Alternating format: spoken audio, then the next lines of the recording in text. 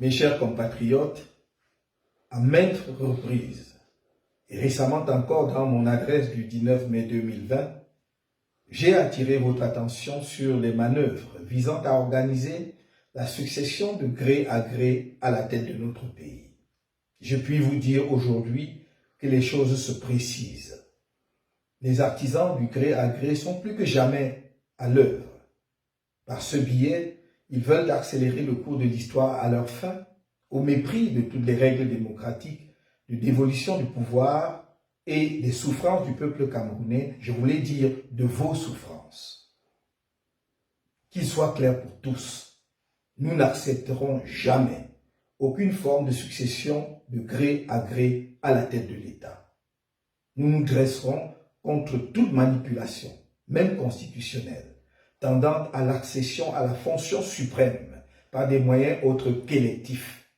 Nous nous mobiliserons contre l'organisation de nouvelles élections populaires au Cameroun sans que soient remplis les deux préalables majeurs que sont la résolution du conflit armé dans le nord-ouest et le sud-ouest et la réforme consensuelle du système électoral.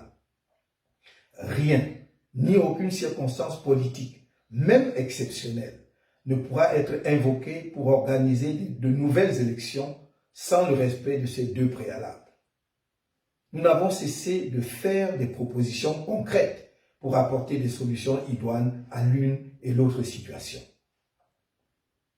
Mes chers compatriotes, comme vous le savez, à l'issue de l'élection présidentielle du 7 octobre 2018, le Conseil constitutionnel a porté un coup dur à la démocratie camerounaise en déclarant vainqueur un candidat qui n'avait pas réuni la majorité de suffrages dans les urnes.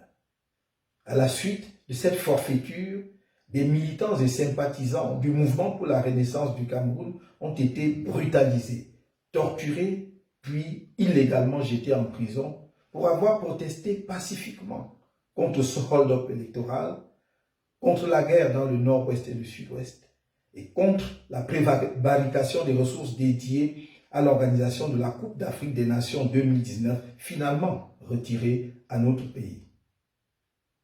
Tous les leviers du pouvoir étaient actionnés contre la résistance nationale au hold-up électoral. Qu'il s'agisse de la police, de la gendarmerie, de l'administration territoriale, des médias publics et même de la justice supposée être l'ultime recours du citoyen. Les artisans de la succession, de gré à gré au sommet de l'État, n'ont rien épargné pour livrer bataille contre le peuple, contre vous, mes chers compatriotes. Mais vous êtes restés debout, fiers de mener le combat pour la libération de notre pays. La réponse exceptionnelle que vous avez massivement apportée à l'appel au boycott du double scrutin législatif et municipal du 9 février 2020 que le MRC a lancé le 25 novembre 2019 en est une preuve irréfutable. Par votre non à ce double scrutin, vous avez martelé et réitéré votre non au hold-up électoral. Car il faut bien se rendre à l'évidence que le régime de M. Paul Biya reste sourd, indifférent et dédaigneux face aux souffrances de nos populations martyrisées du nord-ouest et du sud-ouest et aux attentes légitimes du peuple camerounais relatives à la réforme consensuelle du système électoral. Il sait qu'une telle réforme, si elle est bien menée, sonnerait à coup sûr le glas des élections frauduleuses qui ont tristement émaillé l'histoire de notre pays. Vous comprenez pourquoi ceux qui ne veulent pas d'alternance par la voie démocratique dans notre pays sont à l'œuvre et prêts à franchir toutes les bornes avec l'appui de leurs soutiens extérieurs. Tout cela est en train de se dérouler sous vos yeux. Je vous alerte afin que nul n'en ignore, ni aujourd'hui, ni plus tard. Nous sommes rendus à un tournant de notre histoire. Il s'agit de ces moments où chaque peuple doit trouver au fond de lui-même le ressort et le sursaut indispensables pour choisir le cours de son destin. Par notre vigilance collective et notre sens du devoir patriotique, nous devons épargner à notre pays un nouveau désastre de presque un demi-siècle qu'on lui prépare à travers l'usurpation du pouvoir. C'est pourquoi je réitère avec gravité que faute d'une résolution politique de la guerre civile que le régime de M. Biya a provoquée dans les régions du nord-ouest et du sud-ouest, et sans une réforme consensuelle du système électoral à laquelle auront pris part les principales formations politiques et les organisations de la société civile crédibles, le MRC et le peuple du changement n'accepteront pas qu'une nouvelle élection populaire se tienne au Cameroun. Pas plus qu'ils n'accepteront aucune manipulation de la Constitution visant à organiser une succession à la tête de l'État par un mécanisme non électif. Autant dire que l'annonce de l'organisation d'une élection au Cameroun, sans la résolution préalable de ces deux crises qui minent notre pays, sonnera comme une déclaration de guerre. Et tous ceux qui engageront le pays dans une telle aventure répondront devant notre peuple et devant l'histoire. Trop, c'est trop.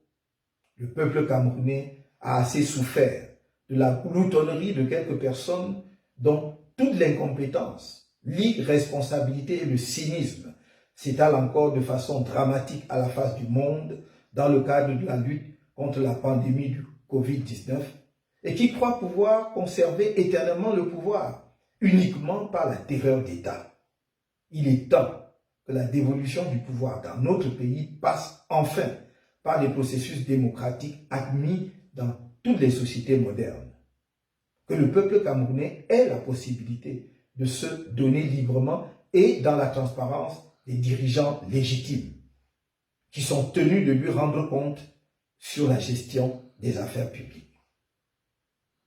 Nous sommes prêts. La torture, les emprisonnements arbitraires et les humiliations, nous les connaissons déjà. 15 d'entre nous, dont le premier vice-président du MRC, Mamadou Yacouba Mota, sont encore en prison. Et si la mort doit venir pour cette cause, qu'elle vienne. Tenez-vous prêts, mes chers compatriotes, afin qu'ensemble, nous engagions la phase ultime de la lutte pour la libération du Cameroun et l'avènement de la démocratie dans la vie politique de notre pays. Vous devez enfin pouvoir peser sur le destin de notre nation, compter sur un meilleur avenir pour vos enfants, construire un pays fort et lui assurer un rayonnement international.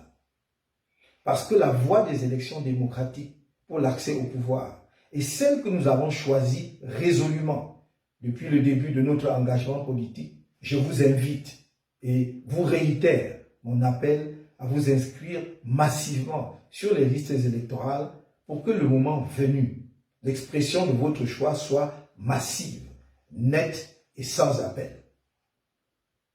Ceci est un appel à la mobilisation générale des Camerounais de tous les bords pour sortir notre pays de la nuit d'une dictature ivre du pouvoir et du fruit de la rapine et ouvrir une page nouvelle de la construction nationale, celle d'une société libre, fondée sur l'état de droit, ouverte et qui donne à chacun de ses enfants sa chance.